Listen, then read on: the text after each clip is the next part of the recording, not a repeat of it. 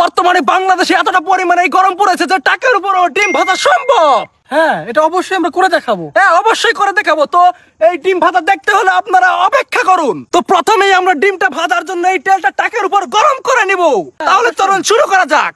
তো এর জন্য প্রথমে আমাদেরকে তেলটা ঢালতে হবে। তেল ঢালা শেষ। এবার আমাদেরকে ঘন্টাখানিক অপেক্ষা করতে হবে, কারণ এই তেলটা গরম হবে রোদের তাপে। তো আমাদের সময়ের অপেক্ষা শেষ। এবার আমরা ডিমটা ফাটাবো এবং এই টাকের উপর ভাজবো। তো অবশেষে আমরা ডিমটা ফাটিয়ে ফেলেছি। এবার আমরা ডিমটাকে ভাজবো। এই ডিম তো থাকতে ডিম তো টাকের উপর থাকছে না। এই ওকে ওকে, ঠিক আছে ঠিক আছে। এবার আমরা সময়ের অপেক্ষা করব ডিমটা কখন সেদ্ধ হয় বা ভাজা হয়। তাহলে 10 মিনিট পর আমরা এটাকে ফাইনাল রেজাল্টে দেখবো। হ্যাঁ, অবশেষে ডিমটা ভাজা হয়ে গেছে। এটা আমরা পেরেছি। সত্যি এটা খুব অসাধারণ ছিল, অসাধারণ।